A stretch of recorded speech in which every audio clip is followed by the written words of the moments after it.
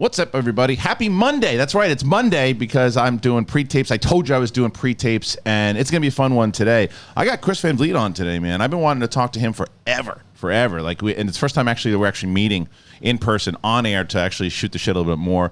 If you're not following Chris, you really should, especially if you're a wrestling fan. I mean, this guy's got so many great clips, and he gets great interviews, and you should check him out for sure. And yes, we're going to definitely talk about the aftermath of what happened when he got hit on by two famous actresses in the middle of an interview.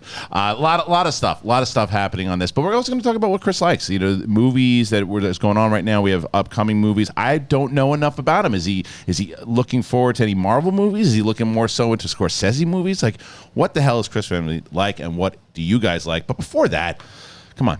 Show a little class, will you? Hit the subscribe button, hit the like button, hit the notification button, do all that stuff. And don't forget about the podcast feed, Apple Podcasts, Spotify, wherever podcasts are found. That's where you need to find the big thing. All right, so with that... He needs some milk! No, we got to start the show. Let's do it. It's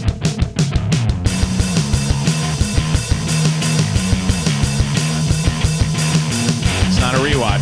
It's the big thing. And it's me. And I'm here and joined... today on the show, Chris Van Vliet. What's up, man? How are you?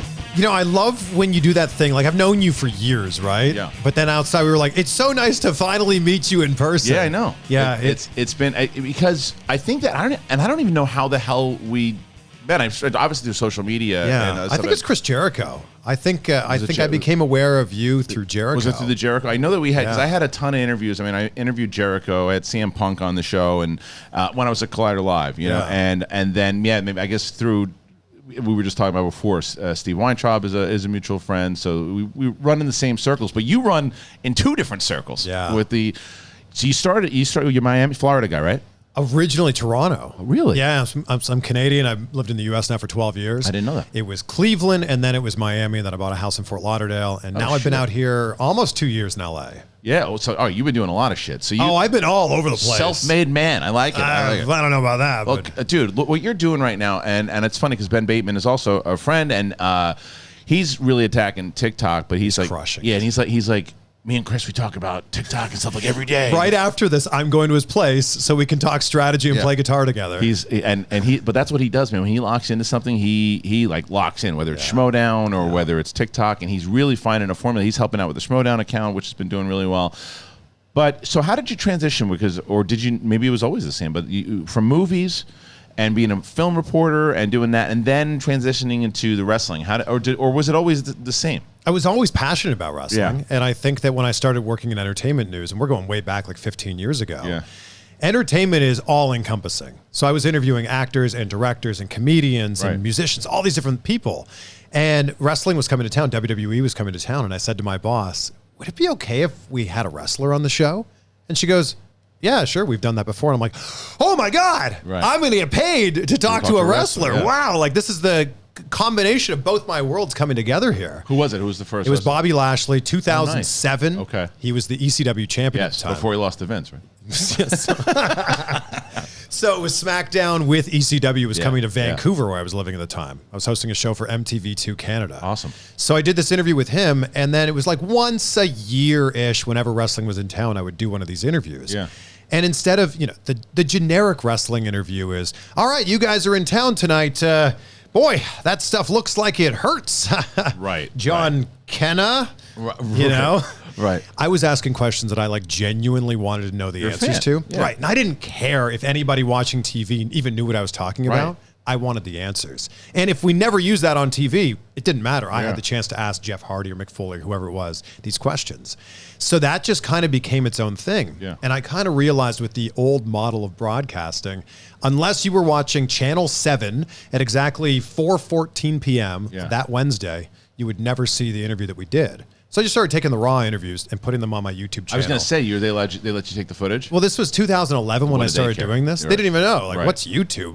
Right. So I just started putting them on there as like a digital library, as the idea of if you weren't living in Cleveland at the time and you couldn't see this interview, here you go, fellow wrestling fans, enjoy this. Smart. And that's kind of where it started to kind of take off, where like it was a lot of movie junkets, it was a lot of musician interviews, and then every once in a while, 2, 3, 4, 5 times a year, I would do an interview with a wrestler. Yeah. Now it seems very different. Now it seems like all you do is the wrestling stuff, and then you kind of, obviously you're a movie fanatic, and that's why you got into it in the first place. But it's less about the interviews for the junkets, because I don't see you doing those as much anymore. It's more about when I see your stuff, it's whether it's TikTok on these really great interviews you'll get with, it could be Triple H or The Rock or Batista or whoever it is, it pops up there.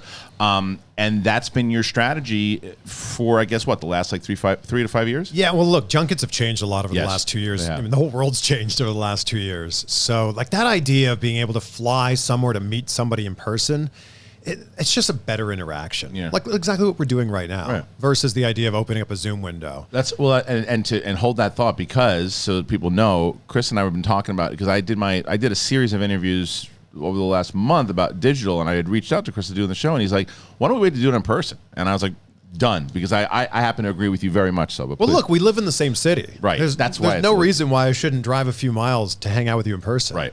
And we did it. When I saw you out, when I parked my car, like, good to finally meet you in person. Right? Yeah.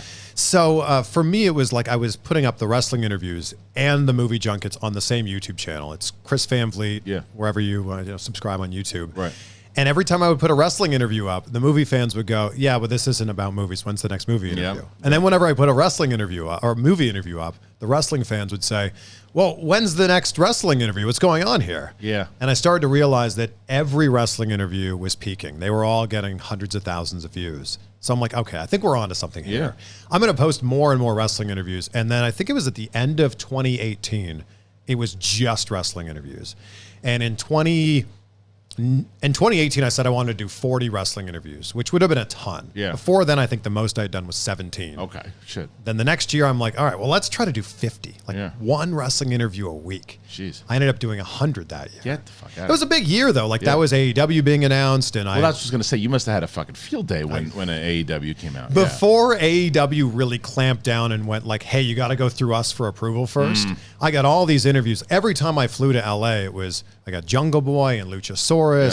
And like I got this great interview with Chris Jericho and Tony Khan. Like I got all of these interviews. And then once AEW started running on television, they went, okay, all of them need to come through us first. The PR firm or whatever. Right, which I get it. Totally makes sense. But I ended up doing 100 wrestling interviews that year, and it was like, okay, like we're on to something here. Well, so when you do that, and because obviously when you have the views to show for it now, right? So like when you're like, well, when you're calling up, because it's not easy for everybody when they're breaking into it unless you have these, especially in the wrestling world.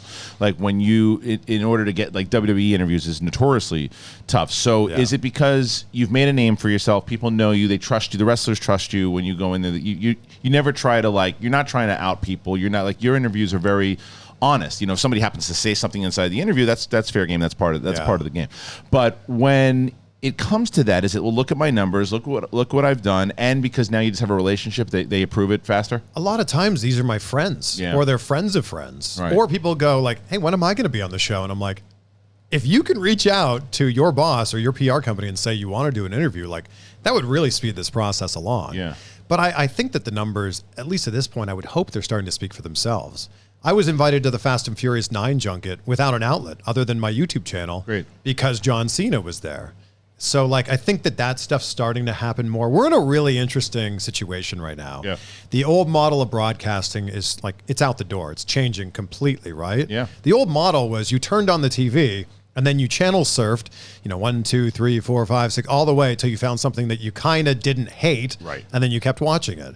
Now you go, man, I would really love to watch a Christina Aguilera concert from 1999. It's right there. Right. It's right there. Right. No, so it's no longer broadcasting, it's niche casting. And we're in this really interesting in-between phase right now where there's still that old guard, I think, in broadcasting. There is, And even if you have a big YouTube channel, a big TikTok following, I think it still takes some convincing to kind of win your way over. Oh, I couldn't agree with you more there, because when Mark Ellis and I started Schmoes Know, we were definitely like the odd man out when it came to like the screenings that we would go to. So we went to, I remember the first like official critic screening we ever went to was True Grit. like Oh, yeah. 2010. And we look over and like Leonard Maltin's sitting there, like we shouldn't be here, right? Like, we just looking at each other. But then more and more the studios then started to know us. But it was, and that was 2010. Yeah. So YouTube critics like what? Like that's what it was, and we didn't even consider. I still don't consider myself a critic. I'm more of someone who just kind of watches movies, reviews movies, talks about movies. But either way, we were also the first YouTube reviewers ever certified on Rotten Tomatoes, and that now tons of people are like. Yeah, but that's big. You were the first. We were the first. No one gives us credit for it, but we were the actual first. We were the actual first. I will give you credit for Thank it, you so Kristian. much. I appreciate it. I for my own self-worth, right now I have you, and with the channel that you have, that thank you so much. I appreciate that. But what I will say though, with that whole system, and still that was 2010. 12 years later, same type of thing where there's this the online, or excuse me, the print critic, or people have been doing it for a while. They don't take the YouTube reviewer serious. It's a very different game, and even the studio still. I remember 3 or 4 years ago when Disney, when talking to publicists over there, and they're like, they understood, like Marshall Weinbaum over there is the best publicist that he just won, like best publicist. He's the best publicist, and he's known that you got to go to the online people first. You got, and he used to have to convince like the old dogs going, no, they're like YouTube, online. No, we got to take the outlets. Like, this is where you got to go, because you put a video up with these guys, it gets 1 million views, and then it goes on TV and maybe does almost that, if not even close. No, if it's in a local market, not even close. Nowhere close to it. Right. I think the other thing is you can really niche down. So if your expertise is comic books or Marvel films, maybe you only get invited to the Marvel junkets or the DC junkets, but your fan base is eating up like they're hanging on every word from the interviews. Yeah. Whereas if you're in a top 10, top 20, top 30 news market, that interview is going out to everybody, and it's just not hitting the same way. Yeah. So what did you do though for WrestleMania? How that works now? Because again, established channel, WWE knows you. They obviously they have press badges. You get it. You apply for it. You get it. You go, and what do you fly out on your own dime, or they fly you out? No, I fly out on my own dime. Yeah, okay. And it's basically they're giving people like access, kind of like they would do for like a sports event or something, or okay, kind of like more like that. Like they'll go, all right, everybody goes in this room, and we'll give you access to these 5 people. I see. So you'll start here, and you kind of just go around in a circle. Who'd you interview when you first got there? So when I got this past weekend at WrestleMania, I was actually working. I was at WrestleCon, the convention. Oh, yeah, sure. So I lined up a lot of interviews. I want to do long interviews like this. That's the way to go. I want to have a full-on 40, 45-minute conversation, hour-long conversation with somebody. Yep. So Johnny Gargano's been a friend of mine for a long time. I lived in Cleveland and watched him kind of rise the ranks in the independent circuit there. So I went to his hotel room. We sat down for almost an hour. It's one of only 2 interviews he's done since leaving WWE. Yeah. So that one just came out yesterday as we're recording this.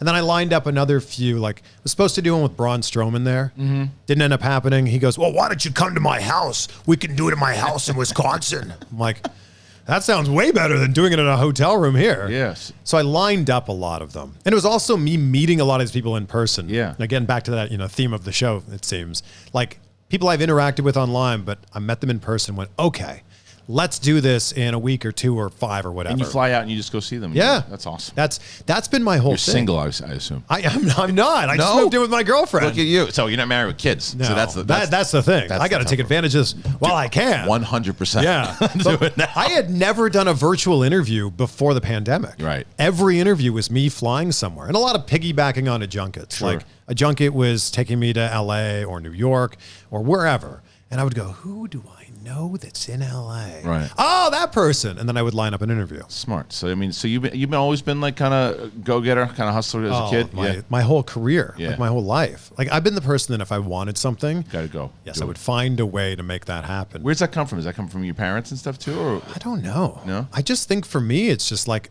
when I see something Yeah. on the horizon, I go, okay, that's going to be mine. Like I'm Yeah. just in like this crazy drive to make it happen. But did that, even when you were like a young kid, did you do that? Yeah. Sports and stuff too? The baseball was my main sport. Okay. And then, of What course, position? hockey. Baseball was a lot of third base, Okay. catcher, pitcher when I was younger. But I played baseball till I was like 22. So when you said pitchers, that makes sense because pitchers are usually the ones who got to take the They're lead. in control. Yeah, they're in control. Yeah. Yeah, so- But hockey as well. I was a high school wrestler. You kicked out of Canada if you don't play hockey, right? It's you come out of the womb wearing skates. Yeah. That's how you get out of the womb. 100%. You skate your way out. You get out, and the moms are tough enough they can handle it. But the way I got my first job, so if we take it back here, I went to college for communication studies because in high school, I loved communication studies. The class that we had there, we had a little TV studio in my high school. And we rotated around. You were the audio guy, then you were the VTR operator, then you were the floor director, camera person, then you were on camera. Yeah. And I'm like, I love like the ins and outs of learning all this. I was also the vice president of my student council in high school because that was the person that got to do the morning announcements. Yeah. So it was like my own radio show every morning. Right, and you're a people guy. I just loved performing. Yeah. So when I went to college, I'm like, well, communication studies was fun in high school. I'm sure it'll be fun in college. And it was. Yeah. But what else? You know, the other thing that was fun in college was being a people person, like hanging out with your best friends, deciding if you wanted to go to class or not. Yeah. Like that's kind of the cool thing. Were you pretty much on course though, as far as, because there's some people who were trying to find, you clearly knew what you wanted to do or at least in the general area of it. But did you ever kind of stray off the path? Meaning like parties? Oh yeah. The whole gosh, thing. Like, yes. Wondering like, oh shit, I'm fucking up, like that type of stuff? No, I never wondered that. Okay. I was pretty good at balancing it. Yeah, that's what I mean. I also knew what I needed to do to get by. Yeah. And I mean, let's be honest here. Communication studies isn't the hardest of majors. No, it allows you to fuck around. Okay. I remember The Simpsons have a joke about this where there's that kicker, that punter, and he kicks and breaks his leg and they go, it's okay. You can fall back on your degree in communications. He's like, I know. His joke degree. 100. Yeah, everybody. Yeah, that's true. But and then you graduate. You start doing like you said the movie stuff, working for the television. I got to ask because I talked about up top. The main thing that you got all that buzz for was when Dakota and Leslie Mann are hitting on you and all that stuff. And it was funny because I remember the argument that came behind it. You handled it very well, but the argument came by like kind of the double standard. What if the roles were reversed? Yeah. Right. So how did that? First of all, when that all went down. How did that? Do you not like talking about this? No, of course. So when you went in there, first of all, you didn't know that because that thing went viral. That's the first time, because before we even spoke, that's the first time I ever heard of you. Okay. That thing went viral and everybody started talking about it. I remember I don't remember if it was Collider or Schmoes, but whatever it was, and it was like, this guy handled it really well because you fucked around, you played around, and it was like you weren't. I think that you handled it very well, and I honestly don't give them any shit. I think they were having fun. So I've had a few videos go viral. There was an Anne Hathaway interview that I did that went viral as well. Oh, right. I saw that one too. When you said about the Catwoman thing. Yes. And how much weight did you lose to get into this shape? And she played along, but she said, I'm not. You could tell she wasn't mad. Yes. That was a good one. It wasn't a Matt Lauer interview. No. You're being glib. You're being glib, Matt.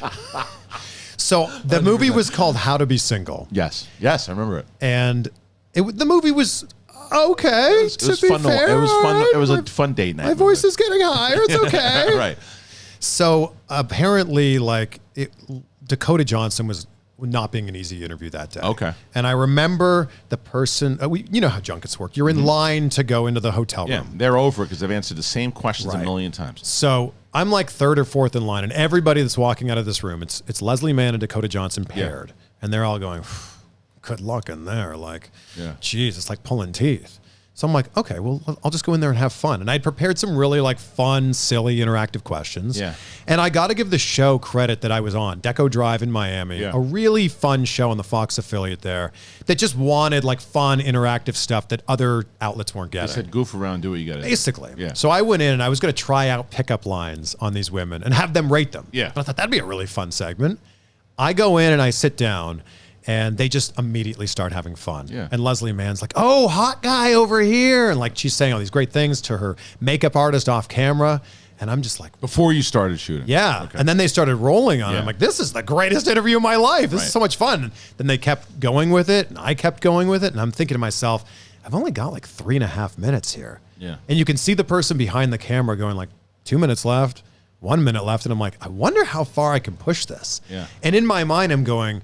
Deco Drive's going to love this. Deco Drive's going to think that this is amazing. Yeah. So I just kind of kept going with it. And the reason I thought the video would do well is because Dakota Johnson had so much fame from 50 Shades. Sure. People had really only seen her in that light. They really hadn't seen her being fun. Right. So I'm like, this video is going to crush with Dakota Johnson fans. Yeah.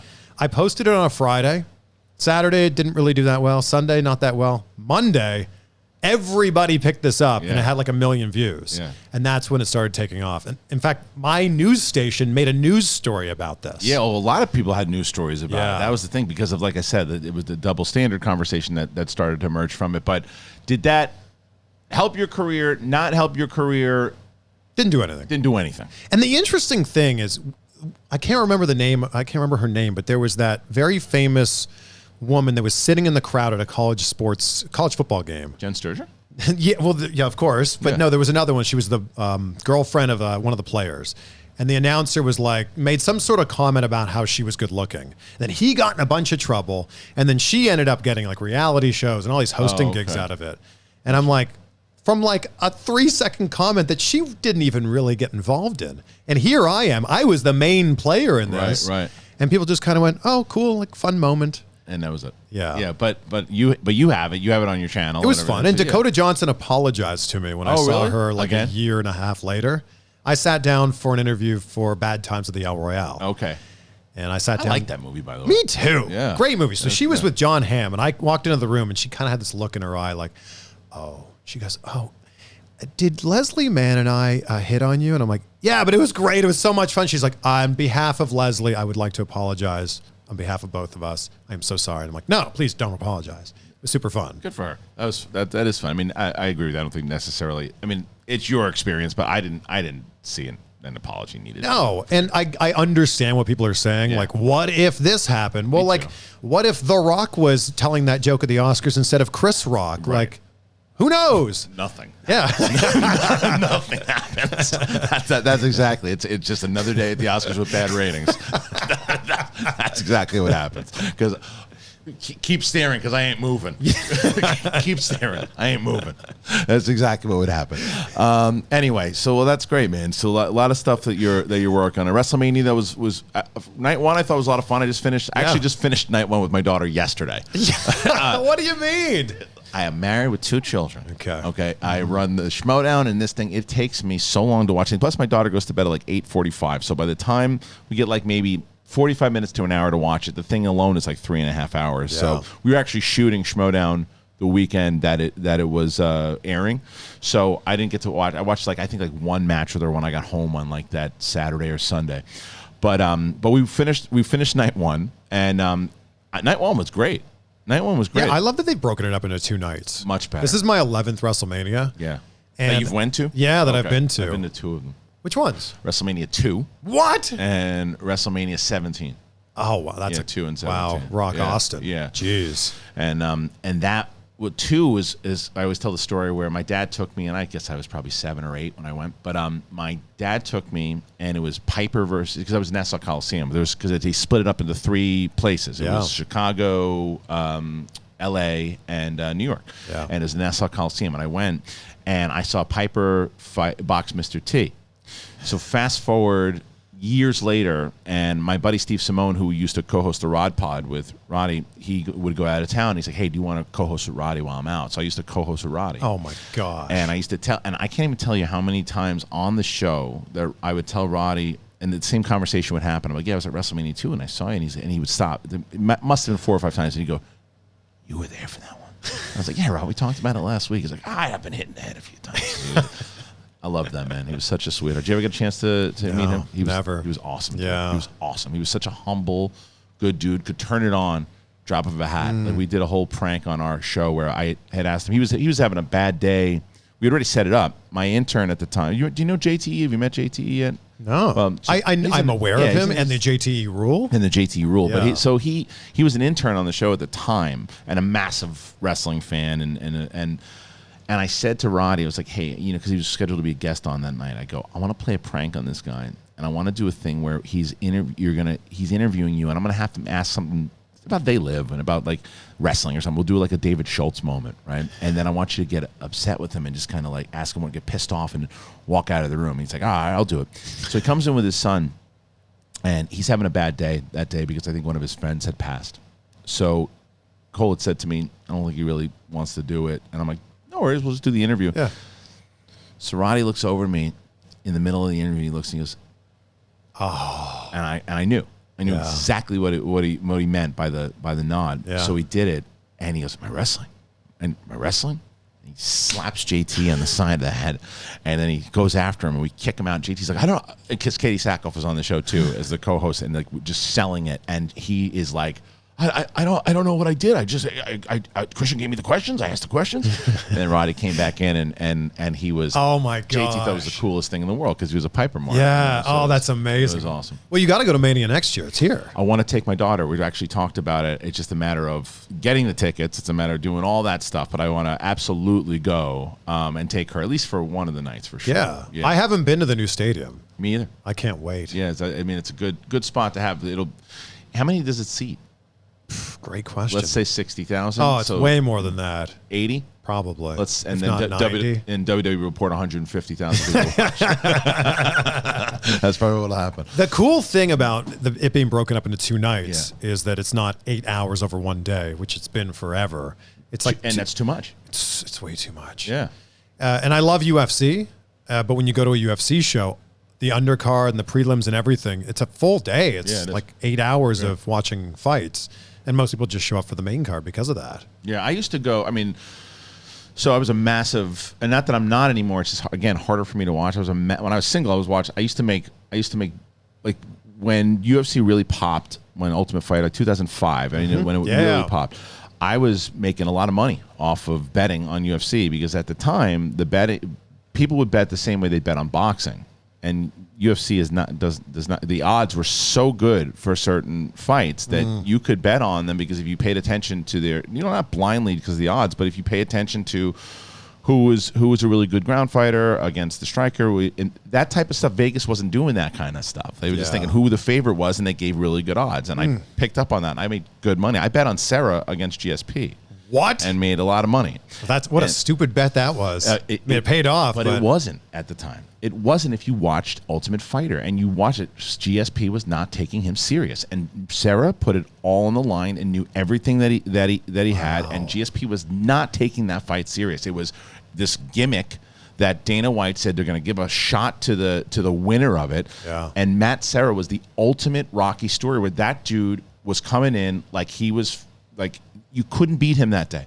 You could put a 700-pound dude against him that day, and Matt Serra was going to win that fight, especially against GSP, who was just like, yeah, what's the next fight? He was not impressed. He was not impressed. He was impressed after that one. But and it's funny now because Serra and I are buddies now. Oh wow! And because he is a massive movie geek, like massive, like Star Wars and Marvel and all that shit. And he found, I guess, me on Collider, started talking about me on UFC Unfiltered. And then I reached out, and he's been on this show, and we just kind of geek out about everything. We never talk about UFC. When he's on, we just talk about movies. And he's a sweetheart because he's a Long Island guy. Yeah. So, but yeah. So anyway, wow. but you're right. I used to go to those fights. I was there when Rashad lost the title to Machida. I was actually, and then I was there when what the hell happened? I can't remember which one it was. At Machida. Oh, he lost. He beat Shogun. But he shouldn't have won in L.A. I was at that one. You've been to a bunch of them. I've been to a bunch of them. I used to go all the time. I've been to like 6 maybe. Yeah, I used to go quite a lot in Vegas. I would go, and when they were at the Staples Center, and then just married life and all that shit. That's what I'm telling you. Do what you got to do now. I'm hearing a theme that married life changes everything. It changes everything. But I do have this garage. So I'll.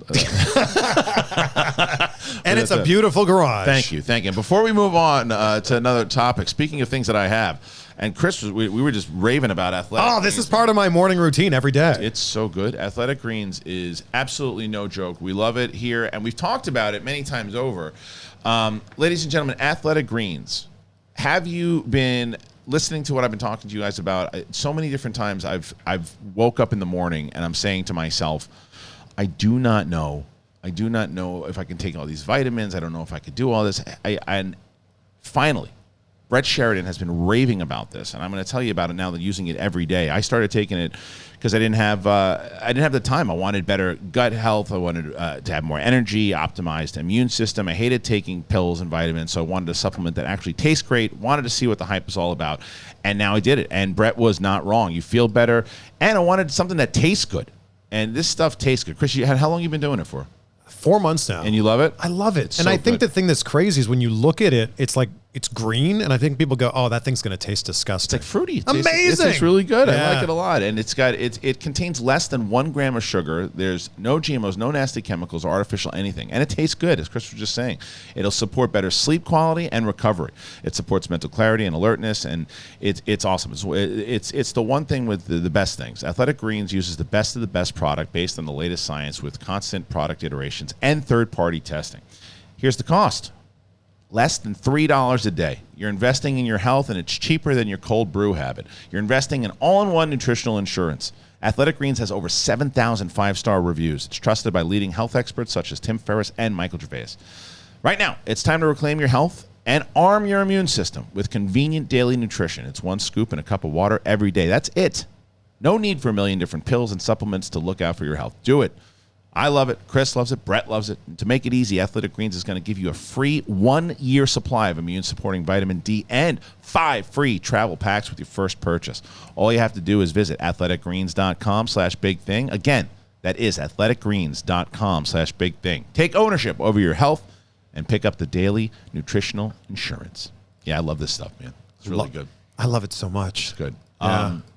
So speaking of other stuff that we're loving, though, what are you watching right now? So before I even get into that, what's your genre? Are you more of a drama guy, thriller guy, Marvel guy, Star Wars guy? What's your thing? I love dramas. Yeah. So if we're talking TV shows, I'm obsessed with Ozark. Me too. I loved Breaking Bad, and I feel like even though this isn't in the Breaking Bad world This at is all, Breaking Bad, but the family's in it. yeah. And then Better Call Saul's so good. I've never watched it. This is I the know I gotta best watch it. time to be like a fan of television. Yeah. It's changed so much from the era. Like when we grew up, television was television and movies were movies. Yeah.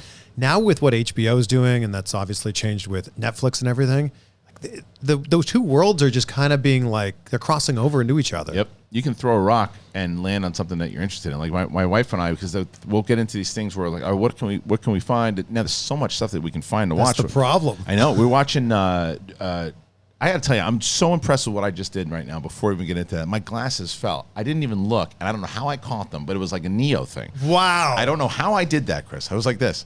One arm, and I said, "What did I just catch?" I said, "I caught my fucking glasses when they fell, but I have to acknowledge, Man, I'll never do it again. Like if I went to push it on the floor right now, they'd smash into 1,000 pieces."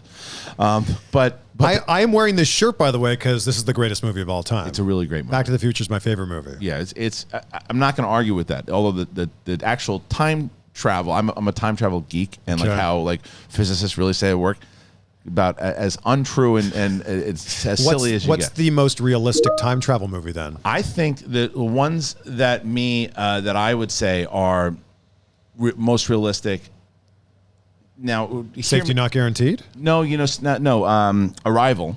Okay, Very much so. And the sure. transfer of consciousness inside of time period, I think, is very much so. Yeah. Not in the events that happen, but the idea in general, Endgame, and hear me out because the conversation they have about Back to the Future, what physicists say is that there are tons and tons of if multiverses and galaxies and all that shit are I believe in it. Like it's endless. It's endless. So if you went back and stopped yourself from doing that interview with Dakota and Leslie that day, it wouldn't. If you checked it right now, it'd still be on your channel here. It's the same time. This is a different timeline than another one. Now, in that timeline you went back and stopped it, it would be completely different. And that's how they explored an Endgame. That's what actual physicists say is what would happen. Like you would go back, you would change things. It would change things in that timeline. Like, so how many timelines are there? Infinite. Infinite. Like that's the whole thing. Well, I mean, I think that when you start talking about that type of stuff, it just feels like that this is just some sort of a computer program that we're in right now. And some people think that too. I'm not going that far, but I'm not either. But I also feel like, and you've probably experienced this in your own life, when you start to like really want something badly, or you point the needle of your own compass towards that thing, it seems that those things in the universe start coming to you. Yeah. And I just feel like why else would that happen? It's the truth. It's like a Mandela effect and all that stuff too. Mandela effect's fascinating. It is, and it's like I was aware of it, but not. I was almost Steve Zaragoza, and I was aware of it, but not so much when he's talking about it. And then like the Berenstain Bears and all that stuff too. And some of it's probably just a matter of paying attention. A lot of it's misremembering. 100%. But also along the way, like, how come every time someone says, Luke, I'm your father, the Star Wars fans don't go, that's wrong, right? Right. Or like life was like a box of chocolate.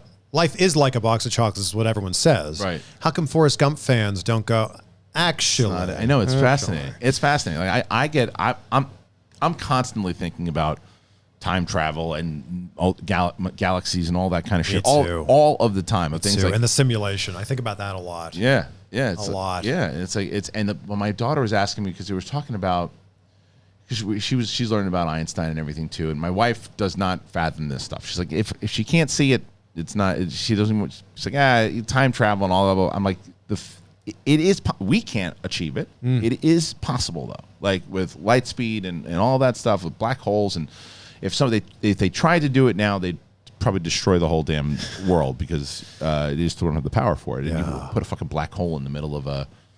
They're going to try to do something stupid like that. We'll be long gone. Or they've already done it. That's true. This is the result of that. 100%.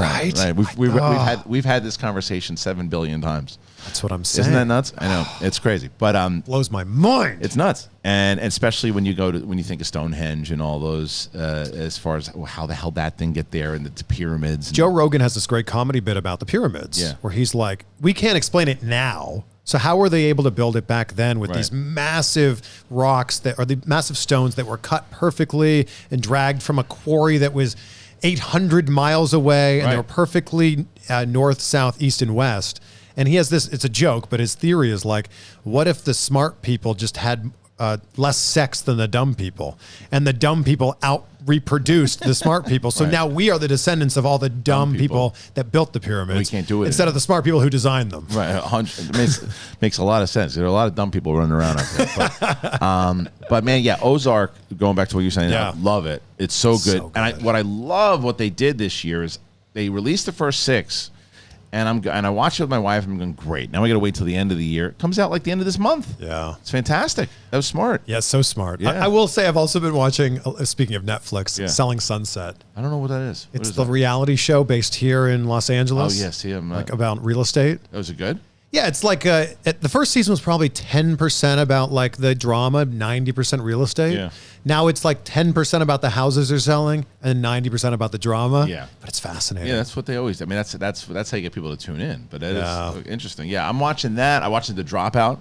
Oh, yeah. Which is really good. I watched that documentary, but I haven't seen the show. The documentary, I think we started it the other day, which I always wind up doing that. I start watching a show, and then I want to watch the documentary, like either right afterwards or before. But like, yeah, when you watch, and her intent, if you're watching the original intent was there. Yeah. It wasn't a scam to start. This is kind of like Firefest. Yes, the intent was there, and then you get caught up in the hype of it. Yeah. Same with WeWork. That documentary is fascinating. Yes. Yeah. And now that show. And we started watching that one too. But but this one, you're right. The intent is good.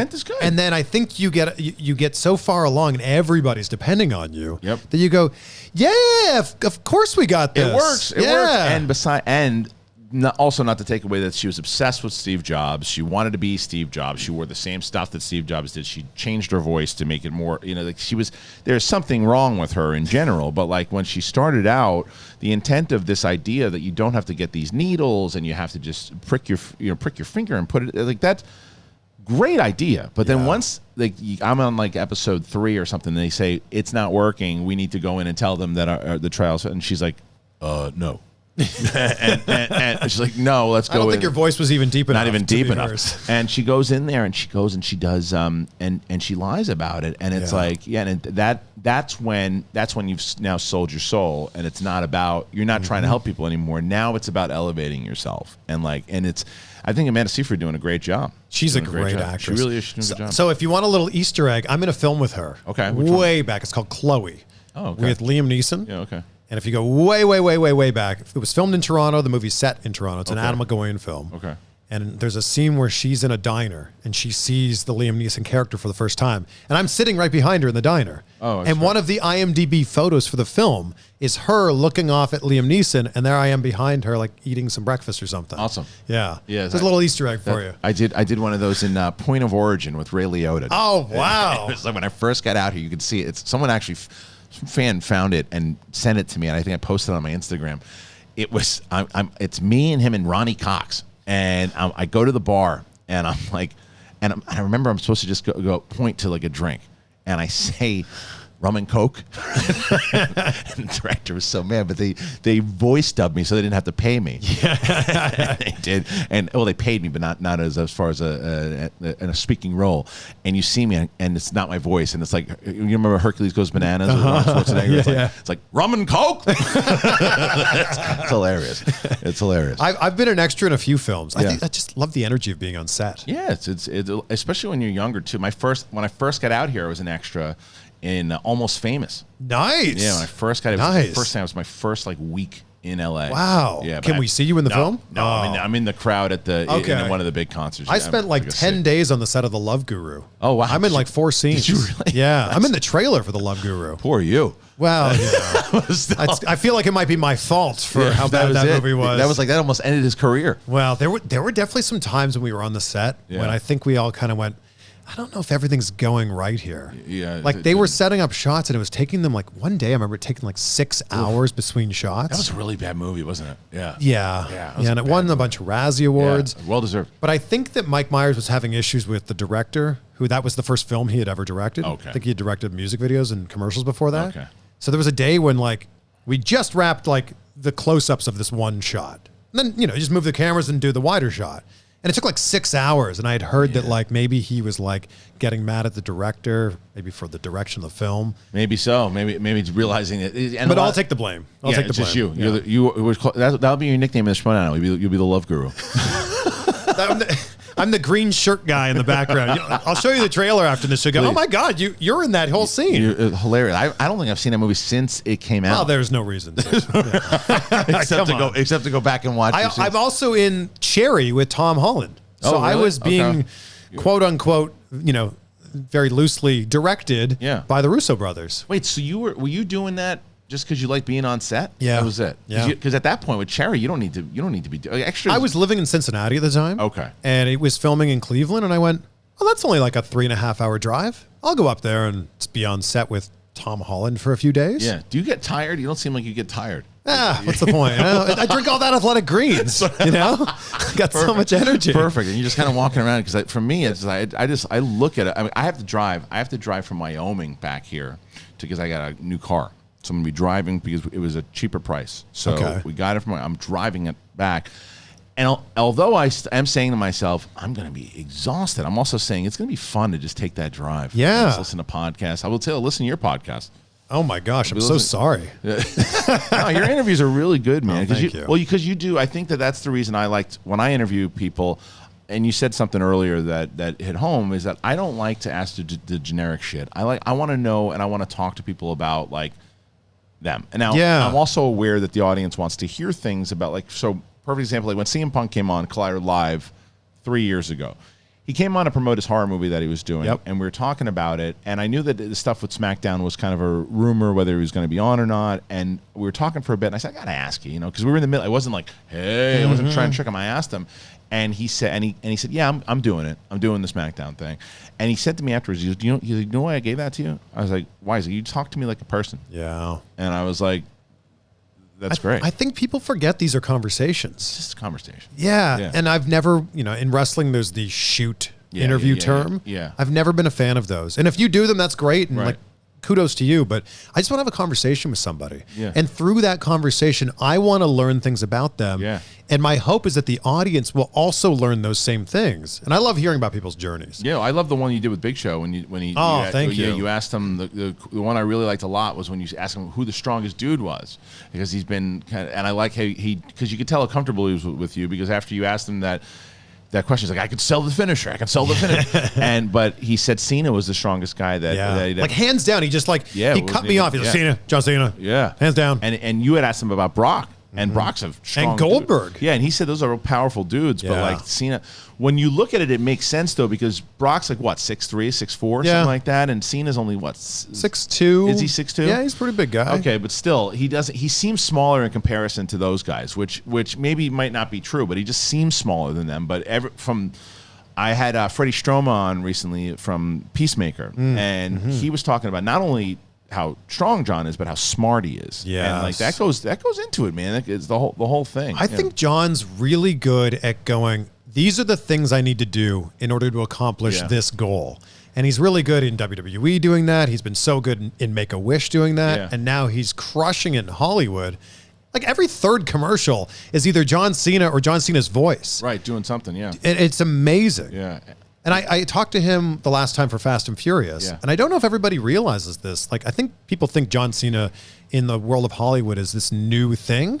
He made his first movie 16 years ago. The Marine? Yeah. And he said he didn't even want to be an actor. Stone Cold Steve Austin was supposed to be the star of that movie. Oh, really? It didn't end up happening. Is that what happened? Yeah. Wow. Vince calls him last minute and goes, do you want to do this movie? It'll help us sell more tickets. And he's basically like, oh, if it'll help us sell more tickets, then sure, boss, I'll do this. Yes, and you asked him that. Was that I don't know if it was the same interview, but you asked him because he was on record talking about Dwayne Johnson saying that he should be around more and doing that, and then he went back on those comments when he said, and to give him his credit, he said I was wrong. Yeah, and not only did he apologize, he like gave Rock or Dwayne his flowers. And basically said like, I wouldn't be here if it wasn't for the path that he blazed for me and everyone else who wants to be an actor. Same interview?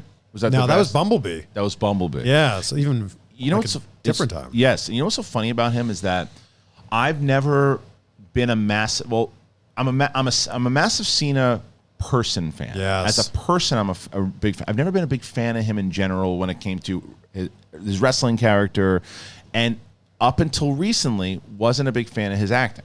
Thought he was really good in Trainwreck. Thought he's really good in Trainwreck. I thought he was great in Daddy's Home. Like he was good in those. Like yes, I didn't was love a him cameo. Yes, I didn't love him in that. I thought that's the kind of over the top campy shit that he was doing that I didn't love, and I didn't love him in a few movies, but he did. I didn't love him in Bumblebee. Sorry, John. I did not like him in Bumblebee because, that to me was more of a director problem than a Cena problem. Okay. Because in that movie, he seemed if he was in the Michael Bay movies, he would have fit in just fine. But they weren't doing that for Bumblebee. They were doing something completely different. And then the other one that he did was with the blockers, right? Yeah, He was good in that. But he was almost this kind of like silly character. And I'm like, and then when they said he was going to be in the Suicide Squad, I went, right? He was phenomenal. That's his breakout role for sure. And then Peacemaker, star. Like, I mean, and not only just star.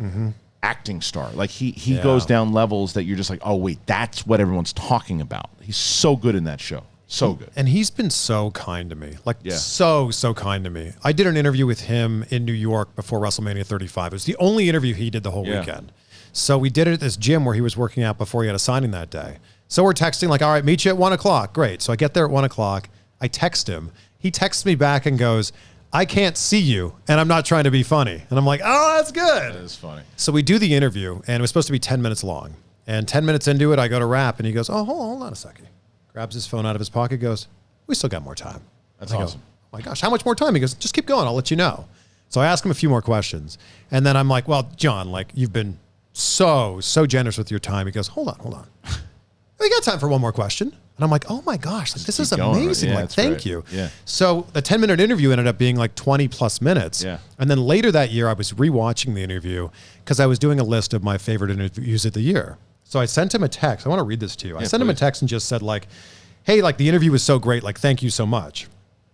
And I expected him to like give me a thumbs up or like, you got it, man. Right. He sends me back a full text that says, Chris, you are passionate, curious, empathetic, and hardworking. All the traits needed for success in any field. Thank you for a great conversation and wishing you the best in the new year. That's awesome. What? What a deep. See that I hear. He didn't need to do that. No, he didn't. And I hear that about him all of the time. People talk about that. My buddy worked with him on. He was producer on stuff. Said the same thing. Said just he's not one of those guys that just shines you on. Like what he says, he's listening. He's paying attention and. Like he obviously he's read your personality and he's spent enough time with you that he can feel comfortable sending you that, and it's not just he knew it would probably make your day, and that's why he did it also. Yeah, he's such a genuine person. Yeah, seems like it. Like him writing back like, "You got it, man," would have been great. Yeah, right. But the fact that he took the time to give such a thoughtful response, yeah, and I think that speaks a lot to who he really is. How did you meet him originally? So I've interviewed him a bunch of times. Was it a junket the first time or something? Yes, yeah, okay. But then we had a mutual friend that was like, "Hey, would you ever want to interview John Cena?" And I'm like, yes, of course I'd want to interview John Cena. Yeah. The mutual friend is named Tyler Perry. Oh, so I've heard of him. Yeah, Tyler Perry was like, "Hey, would you ever want an interview with John Cena?" I'm like, "Yes, of course." Right. And then like 10 minutes later, he's like, "Okay, I just messaged him. You've got an interview with John Cena. Here's his phone number. Make it happen." That's awesome. Oh, well, thank you. So many questions for you now. How the hell did you get? How did you meet Tyler Perry? Tyler Perry was just a lot of junket interviews, and then every time the interview would end, he was so kind. He would just go, "Hey, like, dream bigger." And I'm like, "No, like I've got a great job here. I'm doing my own thing. My YouTube channel's growing." He's like, "Yeah, that's great, but like, dream bigger. Like, what do you really want to do?" And I'm like, "Oh, no, things are good. Everything's great. Like, I appreciate it, but thank you."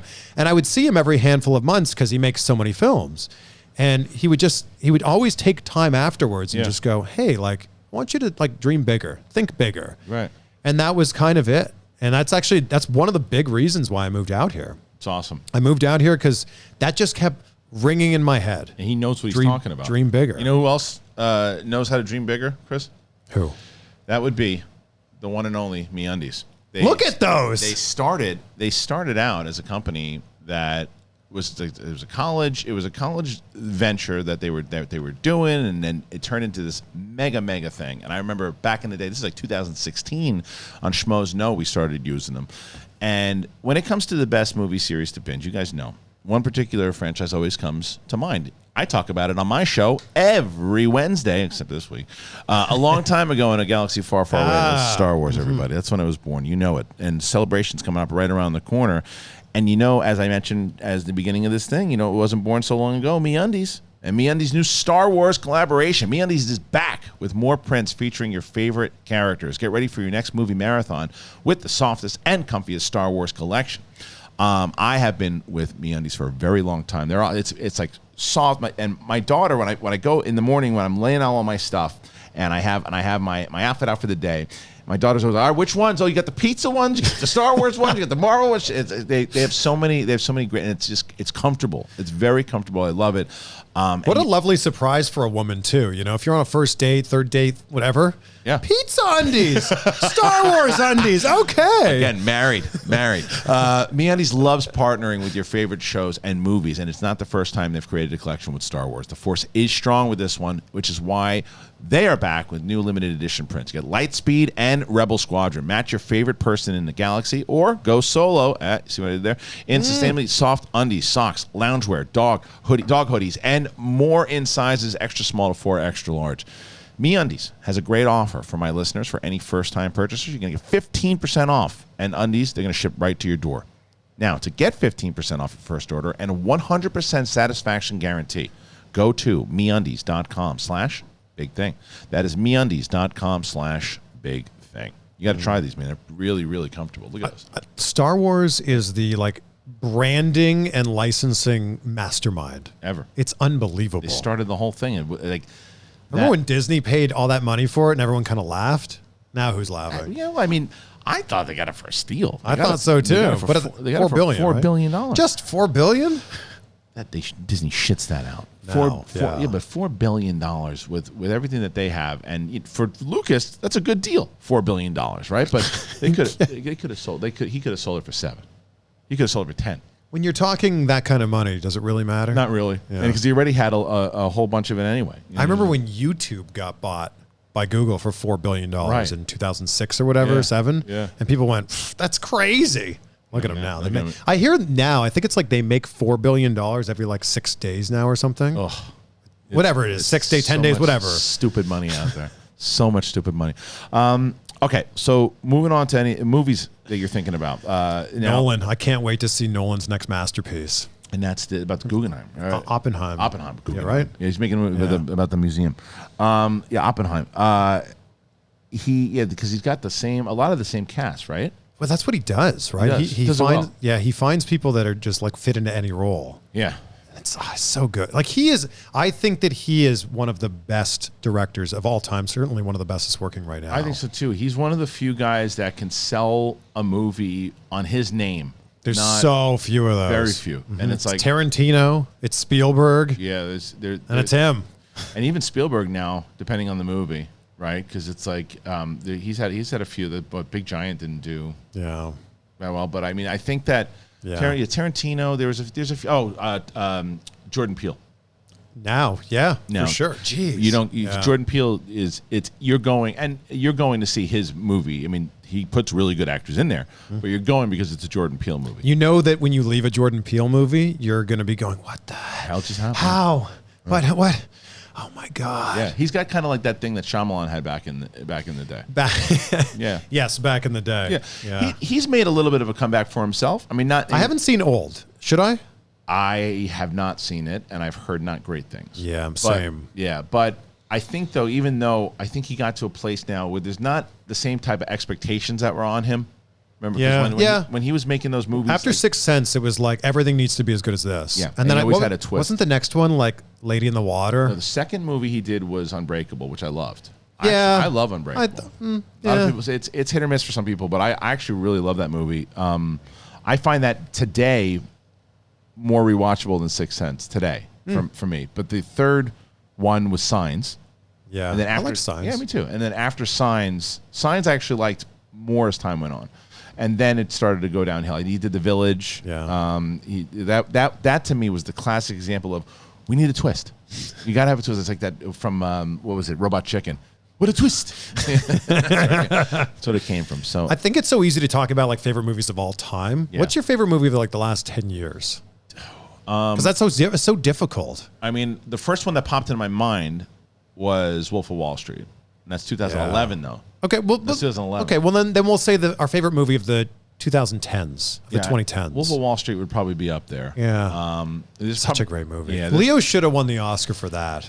Get the loot. It's the best. That movie is hilarious and crazy and just I watched it recently and it's so good. It's so good. So good. It's like. Yeah, it's Goodfellas, but with Wall Street. I remember watching that at a screening with one other person at a press screening.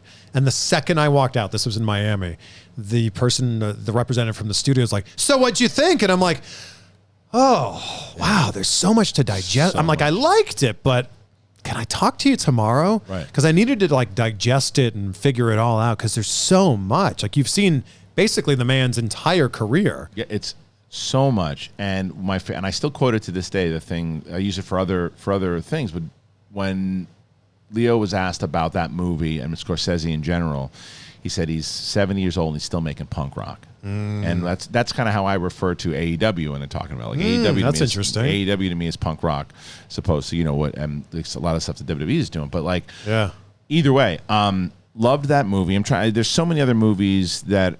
I think for me, Ex Machina. It's a great one, too. Oh, I just love the concept of that. Yeah. Because the movie basically tells you, like, here is the thing that's going to happen. Yeah. And they even tell the characters in the movie, like, this is the thing that's going to happen. And then the movie ends and you go, oh. That's exactly what they said. But did we pass the Turing test?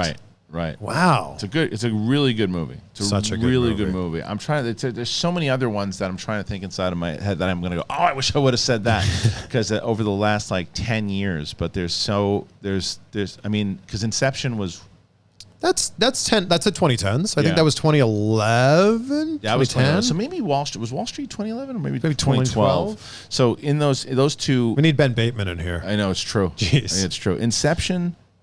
And Wolf of Wall Street are two that stand out right away. And both Leo movies, but I loved Inception. I love the one I saw it. And I love it more. And the score, the Hans Zimmer score, because obviously everyone always talks about like that his track Time in that one is it's great. And I saw him in concert, which is and to hear that in concert is incredible. But he was at the Critics' Choice Awards, and I said, I got to say something to Hans Zimmer. So I went up to, it was like one of my favorite nights ever because I got a chance to speak to Hans Zimmer and Julia Roberts, who as a kid. Wow. Yeah. You ever interview her? Yes. Oh, you son of a bitch. I give you, she's great. She's great. I interviewed her for, what was that movie with The kid. The Kevin movie, right? Oh my gosh! Why can't I think of this right now? The one where the kid's on drugs? No, the one with Which one? Oh my gosh! Which one? So she. All right, I'll look this up. Jeez, we truly need Ben Bateman. I think it's the one. That one we don't need Ben Bateman. You just got to give us a little more detail on it. Yeah, the one with the kid. The one with the kid. Stepmom. Is it stepmom? The one with the one that she was in the movie with on screen. Ben is back. That's the one I was talking about. Yes. Yeah, I said Kevin, but Ben is back. Ben. And I interviewed her for whatever his name is. I was thinking of Wonder, actually. Oh, that movie's good. Yeah. I love that movie. Oh, that movie. I think I get all teary-eyed just thinking about Wonder. That is so good. It's a really good movie. And the kid I was thinking of is Jacob Tremblay. Yeah, Tremblay was. Yeah, that was Wonder. Yes, Tremblay's that's Wonder. Because the Ben is back is Lucas. What's his name? Lucas. He was Lucas Hedges, the director's son. Yes, in that movie. Yes. So anyway, that night I went up to Hans Zimmer and I was like, I got to tell you, like, Time is one of the best pieces. And he was like, I've never heard that before. And I go, really? And he's like, no, you're not. But he wasn't being a dick. He was like super sweet about it. But like, wow, he gets it all the time. Like if you have ever, and I'm talking to anybody who's listening or watching, look up Hans Zimmer Time live in concert. It's awesome. I have a very similar story with John Williams. Okay. John Williams was at the Critics' Choice Awards for War Horse. So we're going back about 10 years. Yeah. And I was there, and I'm like, he's right there. I have to go say something. Yeah. And I just said, Mr. Williams, I just need to say that you're the greatest composer of our time. Not the greatest movie composer, like the greatest composer of our time. He's like, oh, thank you very much. That was the end of it.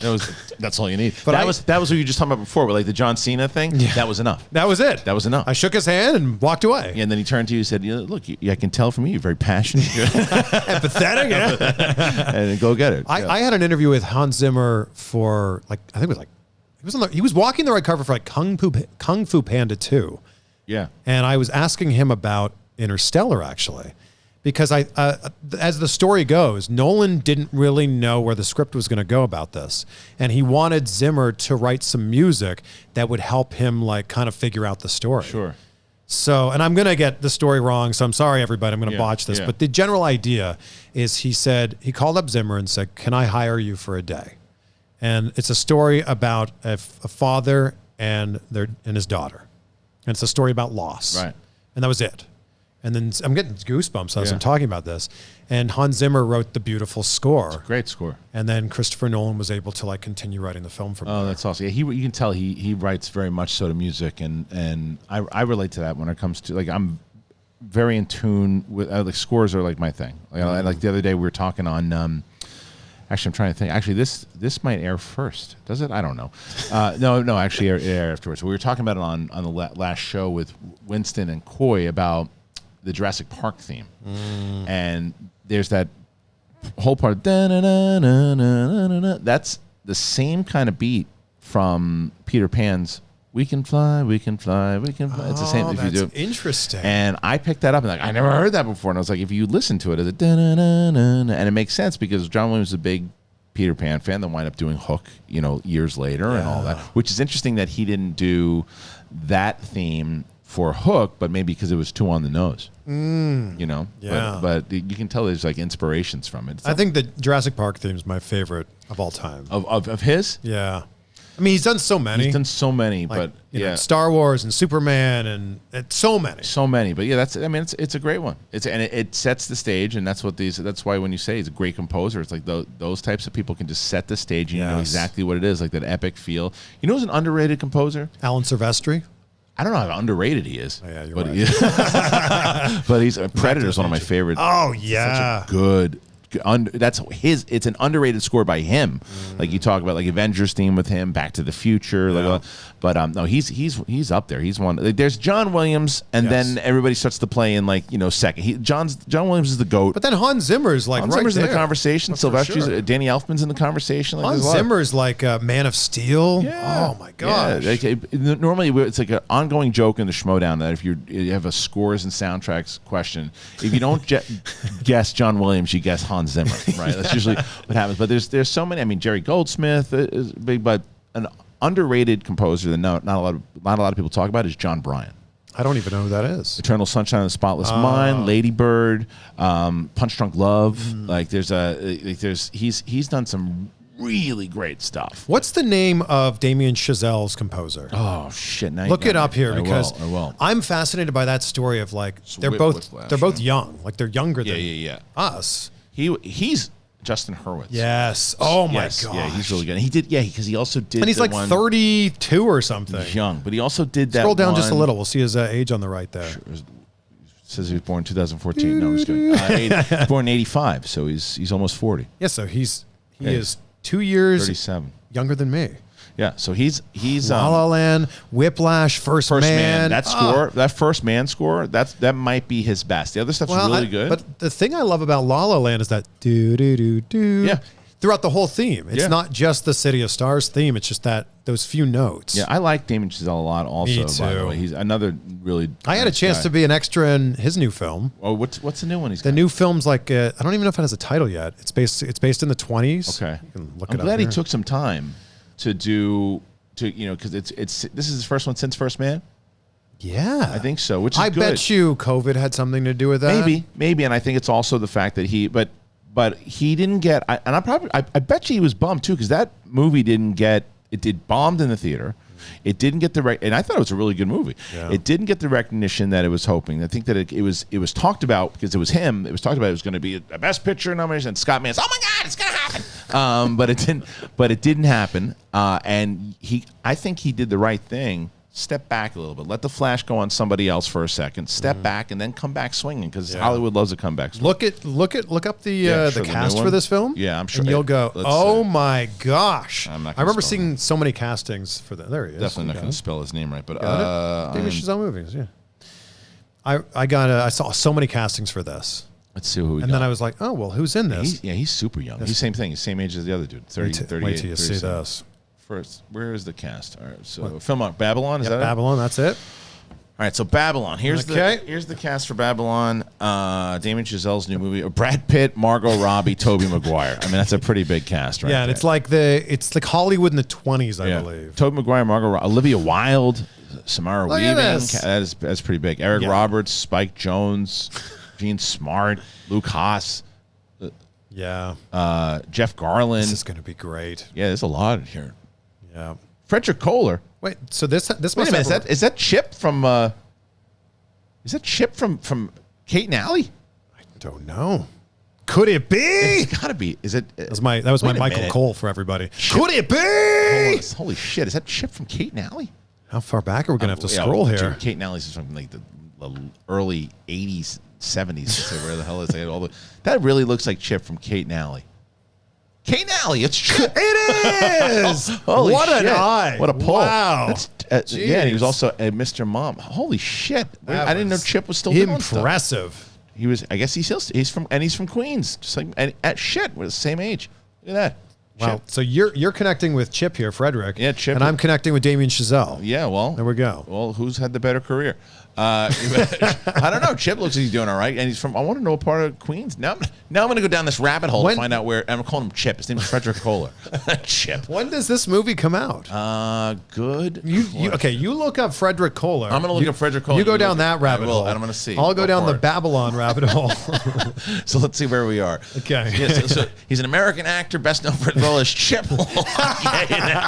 And he was on Oz. That's right. He was on Oz. And now he's in a Damien Chazelle film, which comes out on Christmas Day. Christmas Day. All right. Which is this Christmas. Yep. So that obviously great. an Oscar film. Doesn't say what part. Oh, Jackson Heights. He's from Jackson Heights. Okay. There you go. Look at that.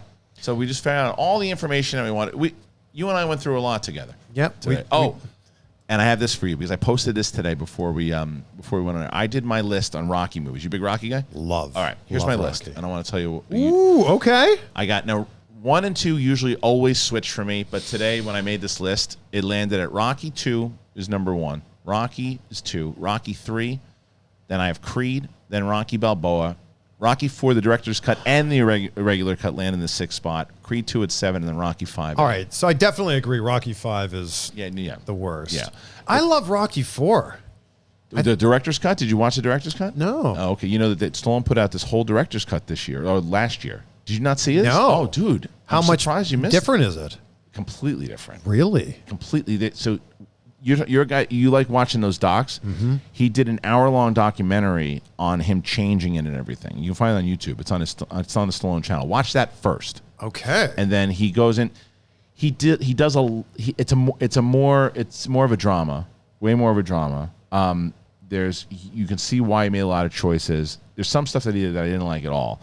It feels a little spiteful because Bridget Nielsen is essentially cut out of the entire movie. Like his ex-wife is cut out of the movie completely. She nods a few times, but she has no lines anymore. Like maybe one or two. Drago's a little bit more human in it than. You are loose. Yeah, there's more stuff that he says. So there must have been a lot of stuff that didn't get cut or didn't make it in the film. Yeah, well, remember the movie, the original theatrical cut is like an hour and 26 minutes. Huh. This one is still like 135, 140, but it's weird. He put in so much that wasn't in it, but cut a lot of stuff that was, and it's still around almost the same time length. I think he could have made a 2-hour movie. You know Rocky IV pretty well? Yep. So you know the funeral scene that is like basically after Apollo. It's like in there from. It's more detailed. You have the speech, which works. There's a lot of stuff that works. I should. That's a big moment. You should watch. You should. And and there's also that scene that I always wanted to see as a kid when he meets with the boxing commission. You see it in like a newspaper clipping in Rocky IV, but they have that whole scene in the movie. Oh, great! Yeah. Why did they cut all this out of the original? He explains it. He explains why. Because it was the time of '85, the way that it was like more of like a music video, which he goes through this whole thing in a documentary where he talks about how he wanted to make it less of a music video, but the entire Southpaw scene in the car with No Easy Way Out, it's still all in there. Instead, and the training in the mountains. You should really watch it. It's on. You can find it everywhere. I will do that this weekend. Yeah, Apple Podcast. I mean, Apple has it anywhere. You can find it anywhere. But I still think that Rocky for the theatrical cut, and I put it in the same rank, so that's why I have it at 6. Where would you go then? Here's your. Why Rocky 2 over Rocky? So Rocky 2 to me, I watched Rocky 1 through 4 with my daughter recently. I just love the struggle of Rocky, even more so in the second movie, where he has like a little. We've all been there. He gets a little taste of success and doesn't use it the right way. He's just so happy to have money. He thinks it's going to be okay, and things just go wrong for him to where he's got to lean back, and it's. I don't know. It's just more of really the essence of who the character is, and then he wins. Yeah. And I love this. I love the Bill Conti score even more so in the second one. Even though the fight in the first fight it was a little bit more even. Rocky's getting his ass kicked the majority of this thing, but he continues to go. And there's the classic, "Yo, Adrian, I did it." That's another Mandela thing. Everyone thinks that comes from the first movie, and it's from the second one. And I think the relationship with him and Mick are really good. I usually, a lot of times I'll have Rocky 1 right there and then 2 back and forth. Sometimes 3 hits the number 1 spot. I don't think you can argue with those 3. Yeah, they rotate. In any order. Yeah, they rotate. I just think that the boxing choreography in the newer films has gotten so much better. I think better in Creed than...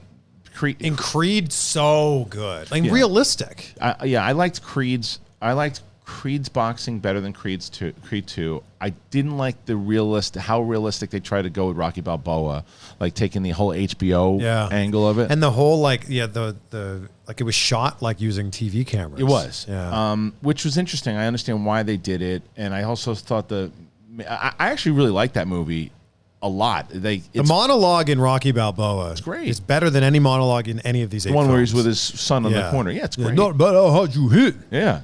It's about how many times you can get hit. Keep moving forward. Keep moving forward. It's the best. And the I thing, thought Milo was miscast in that movie. Yeah, I mean maybe, but I just thought, especially in that scene, if you watch just that scene, he's like I just feel like he's reading lines. Yeah. And Stallone is the character. Yeah, he didn't hit the same. Like you watch him now and This Is Us, and he hits his stride. Yeah. I don't think he had hit his stride at that point. He was still kind of coming off Heroes and all that stuff. You know how hard it is to be your kid? Yeah, he's trying to figure You know how hard that is? I understand that. I remember when I could hold you in my head. It's a great scene. And it's funny because Rocky Balboa and Rocky V have like a reverse for me, where Rocky Balboa is a movie where the entire movie is very solid, goes back to the roots the way that Rocky V was trying to and fails miserably. Rocky V did not need to be made. It didn't need to be made, but the way, and I'll tell you in a second my opinion how I think you could have saved that movie, but Rocky Balboa is everything that they wanted to do, because in Rocky V, what I couldn't stand was he goes back to the neighborhood, and we kind of, on the Collider Live, we made it's like a very well-known joke that we had, is the guy is like one of the most renowned boxers of all time, and no one offers him a deal. No one gives this guy a fucking commercial. Yeah. I mean, come on. Yeah. It's like the ultimate. He's going back to he wouldn't be living in poverty. I mean, Tyson lost all his millions. He wasn't living in poverty. Yeah. Like that wouldn't have happened at all. And he just certainly, and then he goes right back to being super dumb again. It was ridiculous. But Rocky Balboa transitioned to that very nicely. And when he walks in with his son, and people are running up to him going, "Hey, champ, can I have you?" Yeah. No one's doing that in 5. They're treating him exactly like he always was, and it's ridiculous. And Stallone knows that it's a terrible movie. But the ending of Rocky Balboa, I think if they would have shot it the way they used to in the old school fights, the way that they did it that way, and Rocky V would have ended with Tommy Morrison and Balboa in the ring, better movie. Maybe not 100% better, but better. You should go direct a better film, I feel like. And Rocky Balboa of Rocky V. Yeah. I would like to take, if I could deep fake a movie, I would do Rocky V. We're not far away from that, I don't feel like. No, not at all. What do you got? I would move Rocky IV a little higher. Okay. But over what though? Rocky that's Balboa? the thing. Would you go? Yeah. So you I would probably definitely flip those. It's a great list. Rocky V deserves to be at the bottom. Creed 2 I think also is down there. Yeah, and I like Creed 2, but it's just not better than those other movies. That's what I love Creed 2. Yeah. You're right. It's just not better than those other films. Now, where will Creed 3? Now that's the question. Where will Creed 3 land? Have you interviewed Michael B. Jordan? I have. So isn't he great? It's great, and I did, and it was for Creed. Oh, and I didn't get. I would love to do an hour long with him. I did a Junkin interview with him, but same. I did this whole thing when I was with Fandango, and I said I wanted to do a stare off with him. So I put on my Yankees skull cap, and I went face to face with him, and for 2 seconds, I'm good. He was great. But look, man, this was fun. We got to do this again. Yeah, thank you so much for having me come by. Yeah, are you going to be? So here's the question on the table for the Schmoedown fans: are we going to see you back in the Schmoedown or what? In studio? What's the deal? I don't know. You scared? I think Doug Benson's out there. I need redemption. You need redemption. Because my first and only match, I mean, we went deep. Sudden death. Deep into overtime. Yeah. Deep into sudden death. I felt like I could have pulled it out. And you got to come back more now because there's more of this is more like what you know. This is the wrestling side of it. Yeah. I don't know, man. You might have to. I think never say never. Never is say what never. I will say. Honorary action member with you should see what Bateman and Guy just did recently. But Chris Van Vliet, make sure you check him out and go to his YouTube channel and follow him on TikTok. Especially if you're a wrestling fan, there's no reason. You probably already are following him, but if you're not, you should. He gets great interviews on his channel. The clip outs, you got 2 channels, right? You got the main channel that has all the long form CVV clips, and then you have CVV clips. And then you can. And what about TikTok? What's the? It's just my name, Chris Van Vliet. Pretty easy, guys. So make sure you check it out and let him know that you found us from The Big Thing. And that's it. Make sure that you go into the link in the description and get yourself some athletic greens. MEUNDIES helps out the show, and it also helps out the show if you leave a comment. Click like, do all that. Going to be doing a lot of pre-tapes this week, but doing a lot of question-based shows. So for Chris Van Vliet and for me, Kristian Harloff, that's the show. I'm going to give you some kind of a logo. What the logo is? No, it's just a rewatch logo. Is that Chris. it? No, there we go. No, that's not it. There we go. Hey.